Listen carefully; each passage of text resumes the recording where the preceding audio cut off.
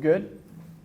All right, well, thank you. My name is Paul Hoffman. I am the Bastrop City Manager, and thank you for taking the time to attend this public meeting on the Drainage Master Plan project that the city has going underway. We're going to describe a little bit about what that project's all about and how this evening will go, but first I wanted to make some introductions, starting with city employees and city officials. Sitting in the back is Mayor Connie Schrader. Mayor, thank you for being here. Also here with the city is Assistant City Manager Trey Job. He's right here. Also with the city is our Public Works Director Curtis Hancock. Where did Curtis go? There he is in the back.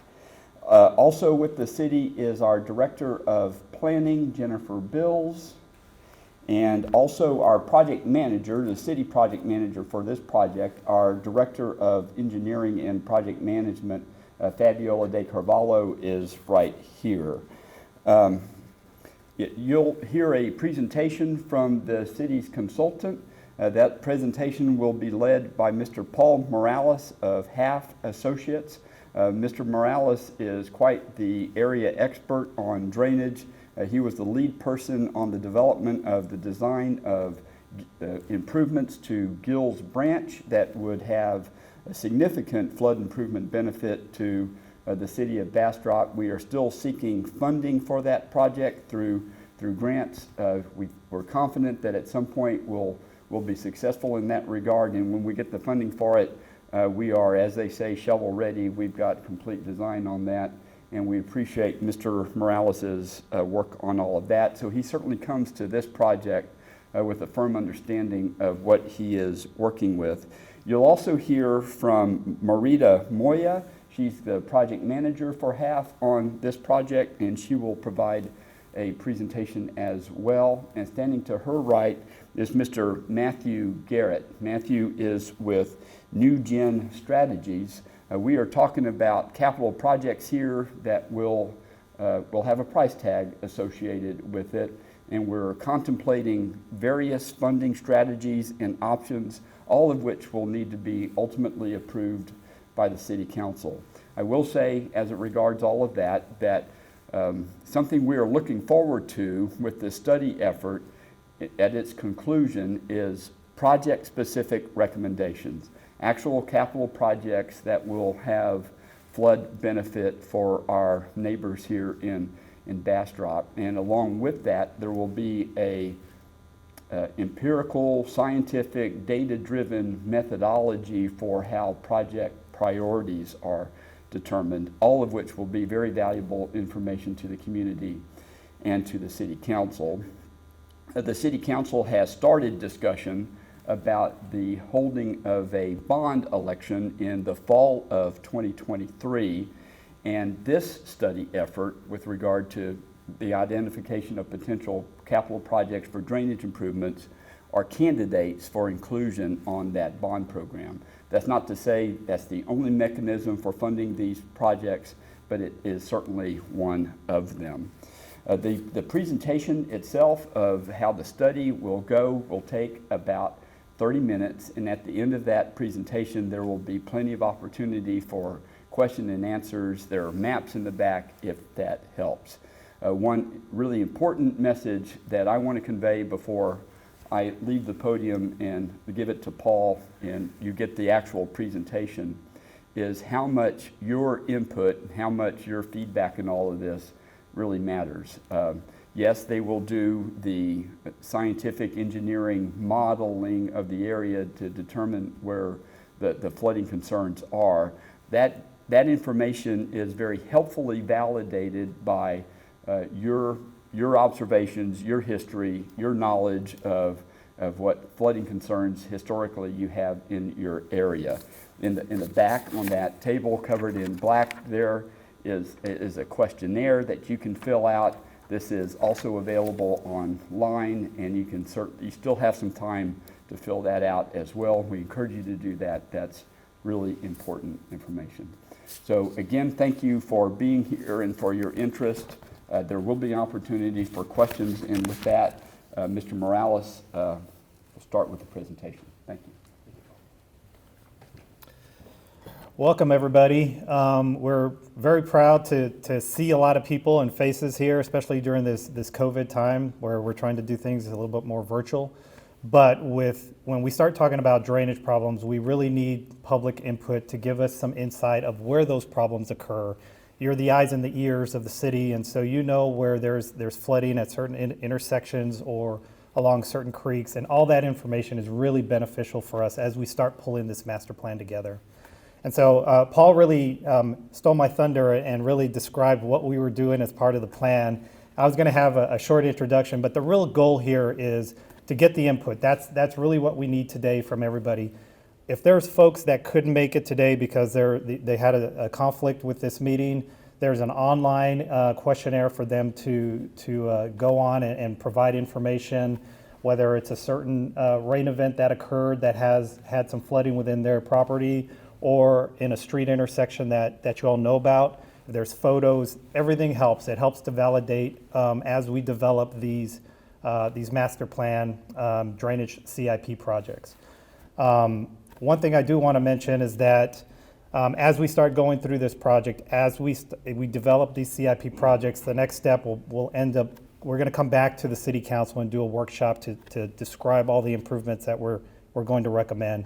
Marita Moya is going to do the majority of the slides. She's going to talk more in depth about the step process and what really is a drainage master plan and how do we get through this process to help the city identify these projects, help them plan and implement these projects to help reduce flooding throughout the city. And then Matthew Garrett is also here with us with NewGen. He's going to help to define and identify opportunities for funding sources on how these projects can be funded and paid for and implemented and put in the ground so you as a citizens get a benefit from these projects. So with that, I'm going to hand it over to Marita Moya and I'll get the presentation started.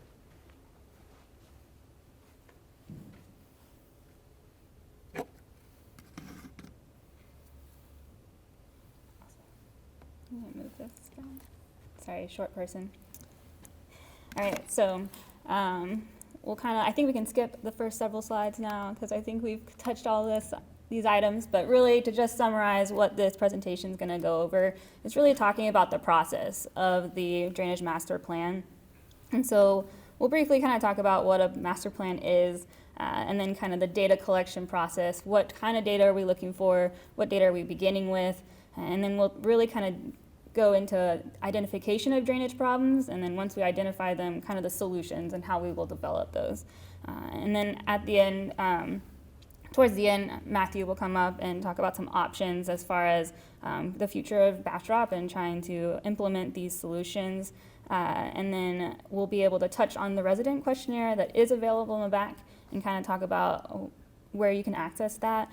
And then we'll finish with the project schedule so you guys know what to expect in the months to come. So I think Paul Hoffman explained it very well, but basically for the drainage master plan, we're really just trying to take a holistic, comprehensive view of what the current existing drainage conditions are in the city.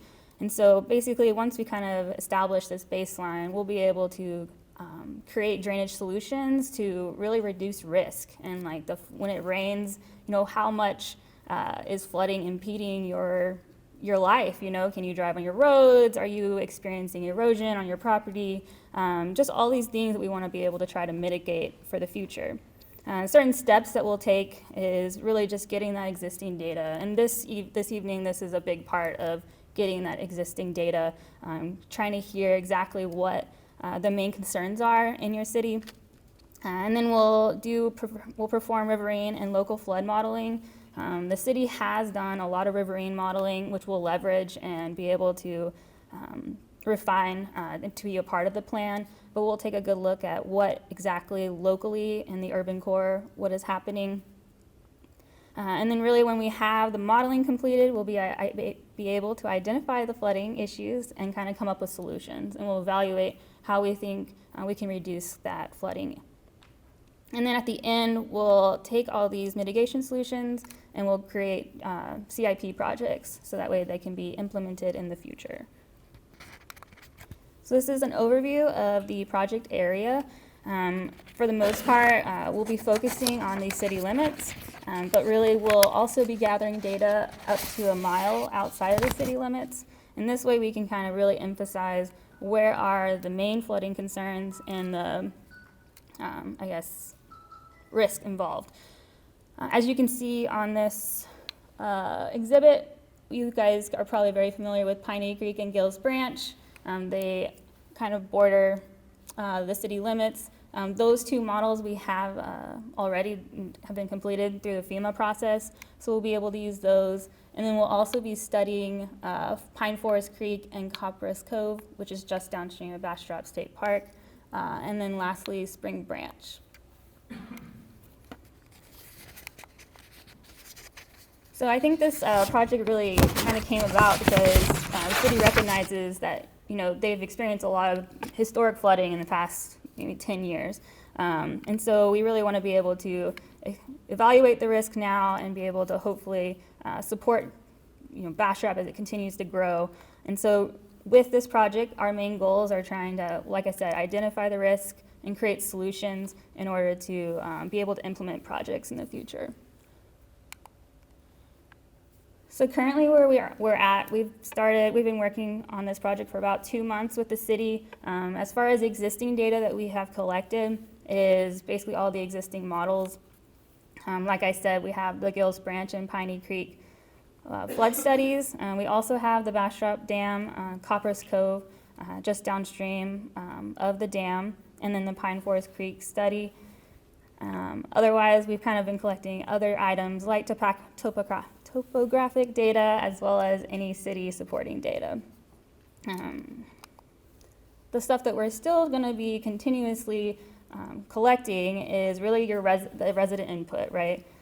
Which really begins tonight, but we will have an online questionnaire that you guys can continue to fill and give back feedback that would only help and support our planning initiative. So really, you know, if you have any photos or videos, it's always it's helpful to us. Like, you know, we can, if you have like a picture of the street flooding, we can always like even approximate it based on like the tire of a car and just be able to try to estimate exactly how high are those flood depths coming. And so any data is really helpful to make our project even more better.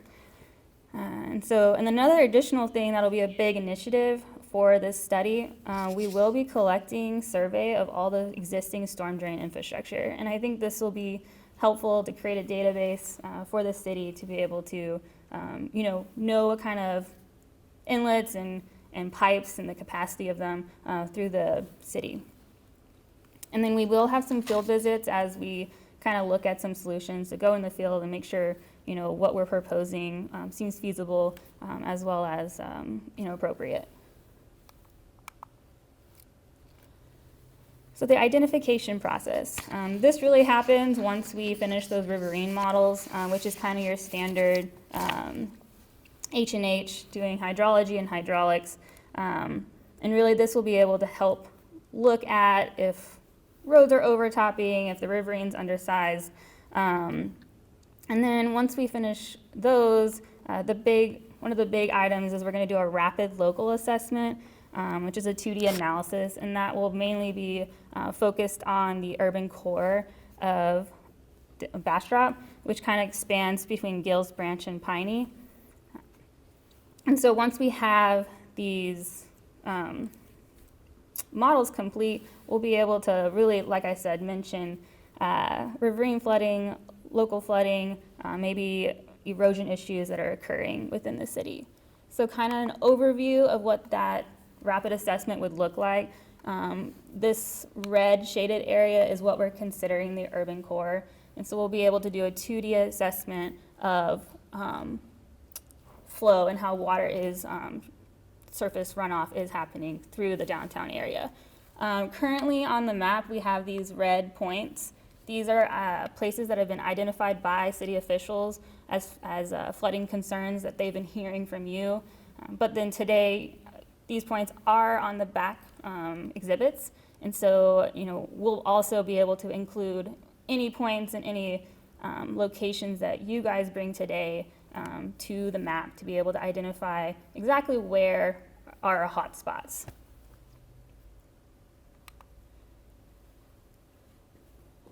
And so just to kind of overview of what is a 2D model, like what do you even get out of that, I provided a picture of Gills Branch. As many of you guys probably know, the Gills Branch is pretty undersized, which is why the city has put a lot of effort into studying it and trying to understand what does that overflow look like as it goes through downtown.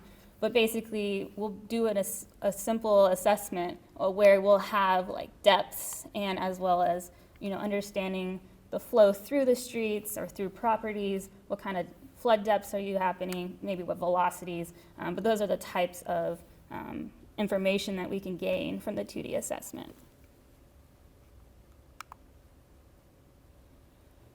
So once we've identified those problem areas, some solutions that we'll look into is really, bridge and culvert improvements. That's always a really big concern is, are your streets even able to carry the capacity of what's the flow that's coming through your channel? And then we can also look into channel improvements, detention or retention ponds to help store volume, as well as storm drain improvements. Is the flow able to even get into the inlet, and then the pipes are big enough to carry the flow? For each project that we propose, we'll create a project summary sheet, and these summary sheets are really going to be able to explain exactly what the project is proposing, what the benefits are, and then potentially what the cost would be. And so that way we can kind of really evaluate, the city council and as well as the public can see, a summary sheet of what is being proposed and how it would benefit in the long run. And then lastly, a part of the CIP that is going to also be ranked. So we'll do a criteria scoring, which I'm going to talk about a little bit later in the presentation.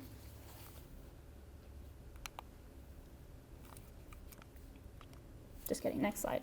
So the ranking criteria matrix, this will be a really important process, and I just wanted to say the next two slides we're going to talk over what we take into consideration when doing the ranking, but it's really open for discussion. We want to be able to have the input of the city as well as what's important to you, right?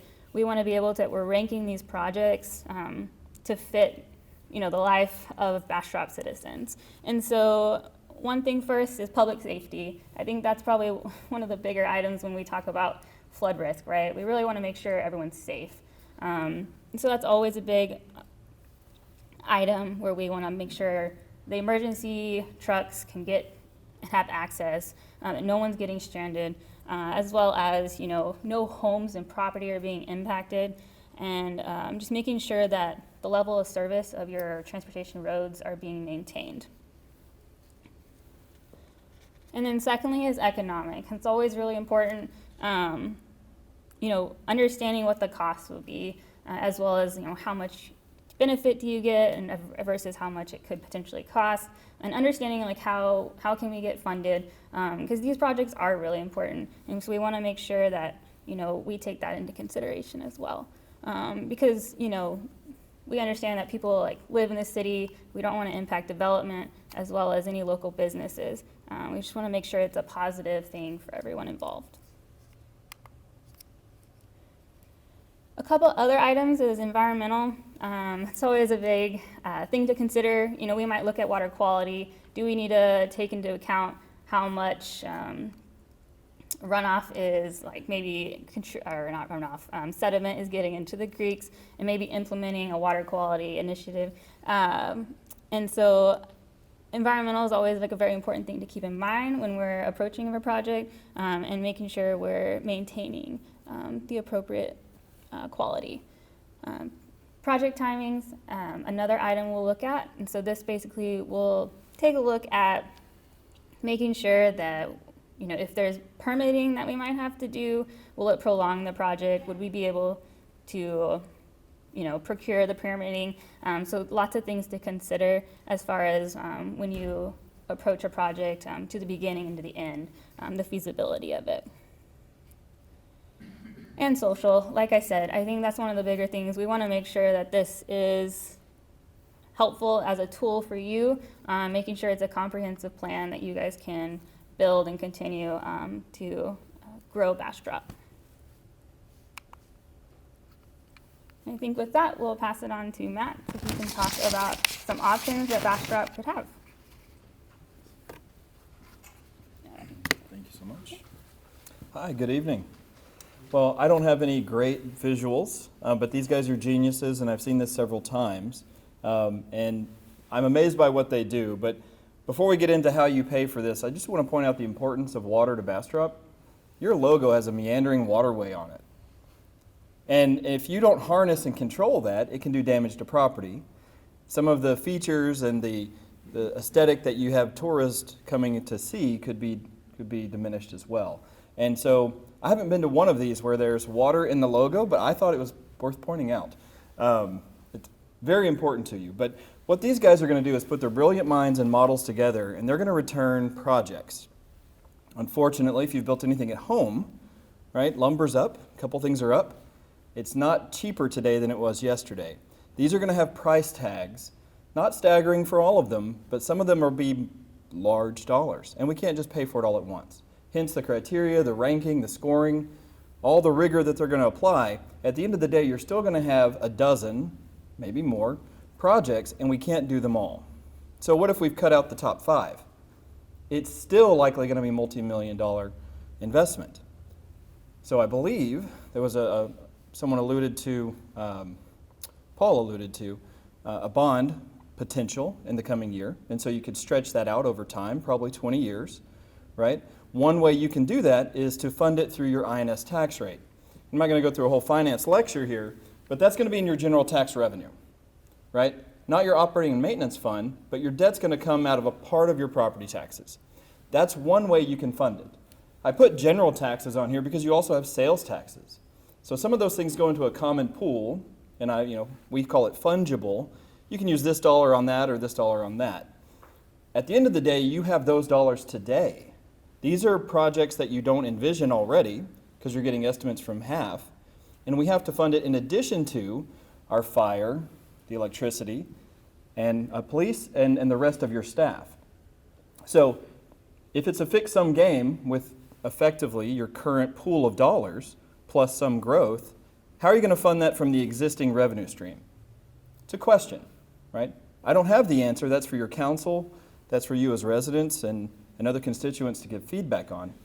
Another mechanism, which you can't currently do here in Bastrop because it's not approved by your council yet, but the state legislature authored code in Local Government Code 395, and that is an impact fee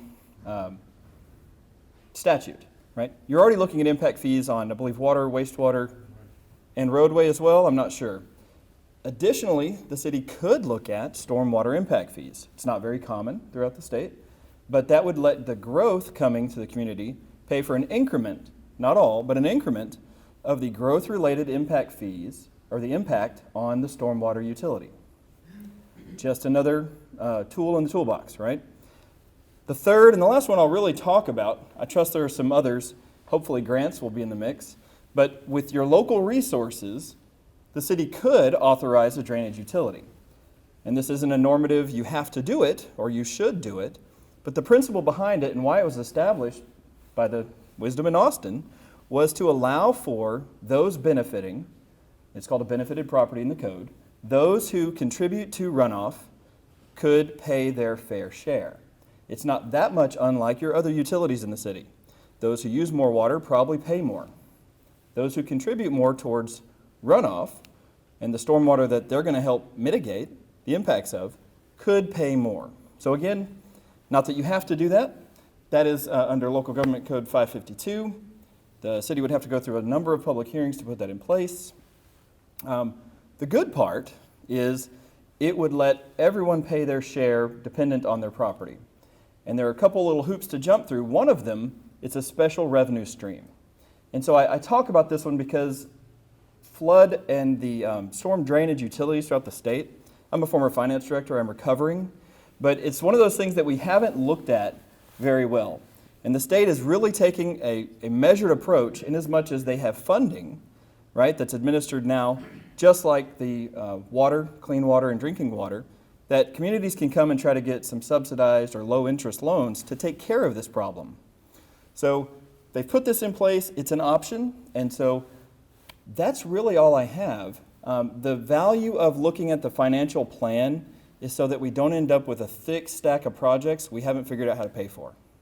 That's where I come in. It's a little late in the process. They have a lot of work to do to tell me the numbers. But once we get those, we can interface with the residents through communications and surveys, through your staff and certainly your council, and talk about how do we start funding these needs that are identified. So that's really all I have. Glad to field questions on the fee, on any of these three types. Yeah, and that's it. I'll be around after. Anything else? I guess you're up next, right? Yes, ma'am. I wasn't sure if I was dead last. Sorry. Awesome. Okay, perfect.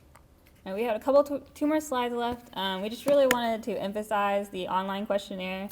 We have it, paper copies here, so you feel free to just fill it out and we'll take that with us this evening. But take one as well. You can always send it to a friend or relative that you know that really does have a lot of concerns as we dive into this project. And so I think that's the one good thing about COVID is now everyone knows how to use a QR code. I'm just always amazed how many establishments have them now. But definitely get your input. That is kind of how you can make your voice be heard. And if you have any questions, my contact information is on the sheets. So if you even just want to be like, what kind of information are we looking for? Definitely feel free to reach out. But really, we just want to hear your story. And then lastly, so you guys kind of know what the next 12 months look like. Like I said, we've been working on this since November, but right now the red space, this is the public meeting here. So we'll kind of keep progressing. We're going into identifying those drainage concerns, and then we'll be developing solutions starting in May. And really when we start looking at solutions, approximately at the end of July, maybe into August, we'll sit down and have a workshop with the council to be able to show them what we're coming up with, what kind of projects are we potentially proposing, so that way we get their input. And like I said, that ranking, we want to make sure that we cater that to the city of Bastrop. And lastly, by December this year, we should be able to have a whole comprehensive drainage master plan. So we're looking forward to completing this project and visiting with you guys afterwards. I think this concludes the presentation. But we're going to be in the back for questions, as well as feel free to grab a sticky note. You can mark, right? We're going to add points to our map, so be able to input where your flooding concerns are. Want to flip to the last slide? Oh, sorry, yes, contacts. We have our 3 contacts informations up here. I was going to leave this up for the remainder, so that way you guys can find it. But we have Fabiola's contact information with the city, as well as both Paul and I's emails and phone numbers, and where we can be reached, and Matthew Garrett's. So just to wrap things up, what I like to do is at least let everybody know that there are questionnaires. We keep saying it over and over, but please fill out the questionnaire and get that information to us. We can open it up to question and answers at this time, or if you want to ask us questions in the back where we've got the 2 exhibits. But we do have little sticky notes. If you could just put any information you know about any flooding intersections and stick it on there just so we can take that back to the office with us, that would be great. But we can open it up to question and answer at this time. Question. Sure. On the scope of your project, they're doing both the storm sewer infrastructure and open waterways, correct? Say that question again? As the scope of your project, you're also reviewing the existing storm sewer infrastructure and open waterways, correct? So the question was, as part of our scope, are we scoped to analyze the existing storm drain system and the open waterways? As part of our scope, we've already leveraged the analysis we've done on Piney Creek and Gills Branch. So both of those have already been completed. So yes, the answer to the open waterways is we are looking at those open riverine systems. When it comes to the storm drain system, we're currently having our surveying crews go out and survey the existing storm drain system. That is going to be used as we develop the CIP drainage projects, but it's not part of our scope to do a full system-wide analysis. So you're not going to TB any of the lines to see if there's any structural problems throughout that might be causing flooding of the inlets and stuff, that there might be collapse or other utilities that are crossing that could be causing That- of the infrastructure? Yeah, that's a good question. So the question was, as part of our scope, are we CCTVing the existing storm drain system? The answer is no. If that is something that we get a lot of information on and the city staff thinks it's something that's credible, that is a drainage CIP project that we can list as part of one of the projects for operation and maintenance. So that is something that we could list as a project. And as far as the culverts you mentioned, did y'all do an analysis on the upstream, downstream head walls to see if they're operating at optimum or they need to be replaced or so they can flow better? Which culverts are you referring to? You know, Just generally? Part of your scope, did you look into the head walls, not just the culvert sizes when you model, but how the head walls were actually constructed, where they were flowing at optimum or did they need to be adjusted? So the question was, as part of our scope, are we looking at the culverts underneath the roadways through the open channels that we currently have models for? The answer is yes. We look at those to make sure that they are sized correctly to meet the city's criteria. If they don't meet the city's criteria, then we flag it as a problem. And that'll be one of the CIP projects that we identify and list in our list of projects. Notice I have lots of questions. But, are y'all working, is there a drainage criteria manual for the city of Bastrop? And have y'all looked and reviewed to see how future development as far as in their manual? Is that one of the part of the scope of yours is actually to help with the future flooding due to the development with detention ponds? You've got great questions. So the question is, as part of our scope, are we reviewing the drainage criteria master plan? The answer is no. The city just recently updated, in the past couple of years? In 2019, they just recently updated their drainage criteria manual. Obviously, if we go through this process and we start to identify sections that we think could benefit the city, we will mention that and recommend improvements to the drainage criteria. But we're not looking at the drainage criteria as a whole. And I have a question for Mr. Garrett. Have y'all looked at entering into I'm not done with you yet, I think. Have y'all looked at forming a regional pond system, which, developers will buy into a system that help in another area when they build so that they can circumvent, like City of Austin has a regional program? Yes, certainly. Is that as another mechanism of funding work here in this town?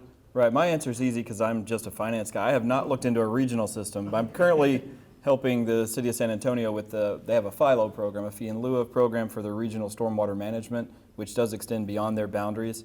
So absolutely, I'm all about interlocal cooperation. I have no idea what that looks like here, so cue Paul. Well, actually, the regional program is just commercial sites will put into a fund instead of doing a detention pond on their site. They actually will fold into a system that several ponds the city could then make one better pond, use as a park or whatever. Right, and I need to look at the city ordinances to see what the fee in lieu is for regional detention. But I believe is it an option, Trey, do you know, within the city? A fee in lieu? It's not a common option in smaller communities from my experience in smaller communities, It is, but I don't know what it is here. It's coming into subdivision overall. right. Maybe some type of regional. But have we looked at, was not planning to speak tonight, sorry. So again, like we talked about earlier, if you look at the approach from the entire city, what they're gonna do is gather information, give us some options on how to pay for it. But you've got to remember, we're like 190 years old here in Bastrop. So some stuff that was built in 1832 doesn't necessarily have an upgraded drainage system like that was built in 2022, right, or 2021, just last week. So they're going to go back, look at projects, bring them in, and then we'll bring solutions like that to the city council and the mayor and say, here's your opportunities and here's your options. Is regional a good idea? Maybe. But I don't think we have enough information to give you that answer just yet. Yeah. And another question is the over 500 acre development that's happening just downstream. Was that calculated in? Because downstream development can greatly affect everything you're doing here. And the big studio that's going in right on the Colorado River, 500 plus acres. Did you guys look at how that maybe is going to affect what you're doing here? So that is south of the Colorado River on the south bank, correct? Pretty close here, though. Okay. So that section, and correct me if I'm wrong, Marita, is in one of the watersheds that we are, is it which one? It's actually goes straight to the river, but it's just Yeah. below, south of Gill Spring. Right, it's going to be huge, and I'm wondering, they're going to be doing a lot of work there in the floodplain. Colorado River I mean, so it's probably gonna, a lot of that happens in the FEMA floodplain. I didn't know that if y'all, because it might not be in your scope to actually make note of one of the hugest developments that are gonna happen that may reflect back upstream, you know, that's kind of how this works. Right. If things happen directly downstream, there can be a backflow into the problem. I was just wondering if y'all actually looked at in your modeling. So they won't look at that, but in our criteria manual, all that has to happen. So our city engineer will review that and make sure that they're meeting all those criteria, like you said, that we look downstream, upstream, Yeah. that there's no impact, there's detention on site if it's needed. All of that will be reviewed, and right now they're just trying to get zoning, so we're really far away from that. Yeah, But yeah, no, pretty that's, big on the Colorado that gets right downstream from downtown Bastrop. right, It's a but, huge effect on- but that's not in their scope, so that, it really is not. But yes, but all that criteria, and I'm happy to talk offline if you want. Get you a copy of the manual, right? And if you want to look at that, sound like you like to talk about drainage a little bit, so we probably have something in common. Yeah, so I guess my point is, we're happy to share that stuff with you, but it's not what they're doing. Okay. I'll let somebody else talk. Great questions. I got a question. Sure. How far out does the city of Bastrop ETJ go? That's a question for Trey. Is it, what's the ETJ? Is it,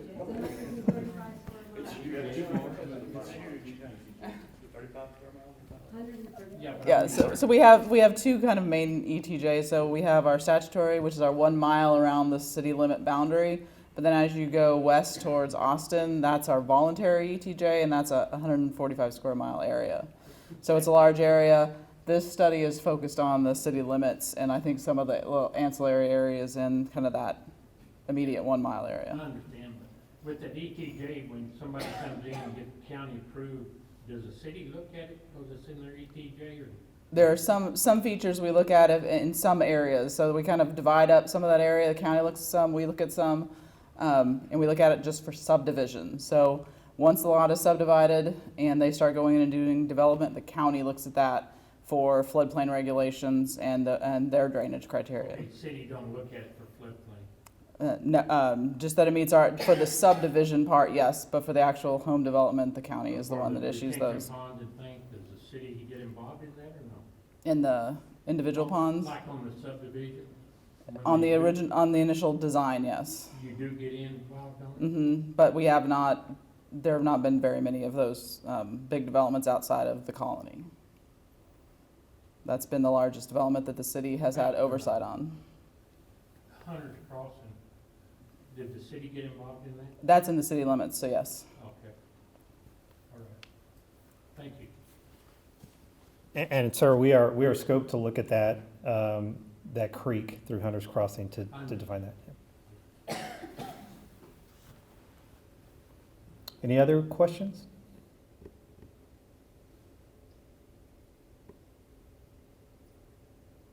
I hear silence. So if those are all the questions, we are open for questions at the back of the boards if you guys want to talk about any other further information about drainage. But we really do appreciate you coming to this public meeting and providing input during this night. So thank you again for attending.